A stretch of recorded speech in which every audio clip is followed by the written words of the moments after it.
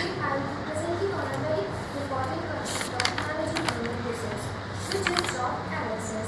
In this presentation, firstly, I will describe job analysis and its process, and secondly, I will highlight the difference between job description and job specification, supported with real life example to make the concept understand clearer. By the end of this presentation, we will not only understand what is job analysis, but also why it is considered as the backbone of HR management. So first, we will understand what is job analysis. Job analysis is the method of collecting information of a particular job. इसमें हम job की nature, characteristics, qualifications, working conditions को जानते हैं. क्या जिस person को हम हायर कर रहे हैं वो इस जॉब के लिए कैपेबल है, ये देखते हैं. उसकी वर्किंग कंडीशन देखते हैं कि वो मॉर्निंग टाइम में, इवनिंग टाइम में है या नाइट शिफ्ट में वर्क है, और क्या जो कैंडिडेट है वो उस चीज़ के लिए क्वालिफाइड है. ये सारी बेसिकली जितनी भी इंफॉर्मेशन होती है जॉब से रिलेटेड, वो सारी चीज़ें हम जॉब एनालिसिस में देखते हैं. जॉब एनालिसिस हमारे बहुत इंपॉर्टेंट है, इसको हम एक एग्जाम्पल के थ्रू समझते हैं. लेट्स सपोज सेल्स डिपार्टमेंट को एक एम्प्लॉय चाहिए वर्क के लिए, और एक डिपार्टमेंट प्रोडक्शन डिपार्टमेंट को एक एम्प्लॉय चाहिए वर्क के लिए. अब एक एम्प्लॉय है वो, अगर हम सेल्स डिपार्टमेंट के एम्प्लॉय को प्रोडक्शन डिपार्टमेंट में वर्क दे देंगे बिना जॉब को एनालाइज किए, तो वो वर्क नहीं कर पाएगा, क्योंकि सेल्स डिपार्टमेंट में जो एम्प्लॉय है उसे एक्सपीरियंस होगा कम्युनिकेशन का, कैसे प्रोडक्ट को जल्दी से सेल करे, इस चीज़ का उसे एक्सपीरियंस होगा.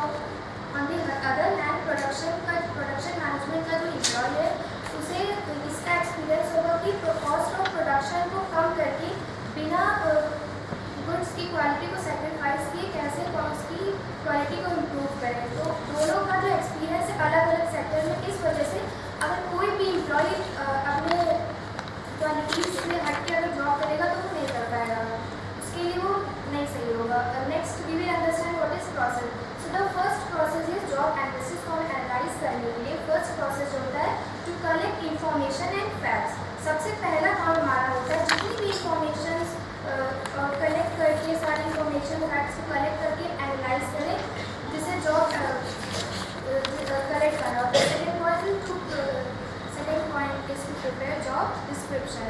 जॉब डिस्क्रिप्शन बेसिकली एक रिटन डॉक्यूमेंट होता है जिसमें जॉब से रिलेटेड सारी इंफॉर्मेशन लिखी होती हैं कि क्या क्या क्वालिफिकेशन चाहिए, क्या क्या वर्किंग कंडीशंस हैं, रोल्स, ड्यूटीज़, बेसिकली जितनी भी इंफॉर्मेशन जॉब से रिलेटेड होती है वो जॉब डिस्क्रिप्शन में होती है. Third process is to create job specification. जिस तरह से जॉब डिस्क्रिप्शन में हम जॉब की सारी इंफॉर्मेशन को रखते हैं, और ये अदर है जॉब स्पेसिफिकेशन है एम्प्लॉयज़ की सारी इंफॉर्मेशन को रखते हैं, जैसे उसमें क्या क्या क्वालिफिकेशन की है, क्या वो जॉब के लिए सुटेबल है, और क्या वो इस चीज़ को मैनेज कर पाएगा जो जॉब के लिए वो जा रहा है. थर्ड प्रोसेस होता है to prepare a report of job analysis. तो जब जॉब डिस्क्रिप्शन और जॉब स्पेसिफिकेशन दोनों प्रिपेयर हो जाता है तो उसके बाद एक रिपोर्ट प्रिपेयर की जाती है, तो कहलाती है job analysis report. Fifth process is approval. जब सारी चीज़ें एनालाइज हो जाती है, सब रेडी हो जाता है, तो फिर एनालिस्ट जो है उसको अप्रूव कर देते हैं, और ये आगे सिलेक्शन ट्रेनिंग में सब में हेल्प करती है. Now we will discuss job description and job specification. So a job description is a written statement that describes the nature and characteristics of job. On the other hand, job specification describes the nature and characteristics of employee.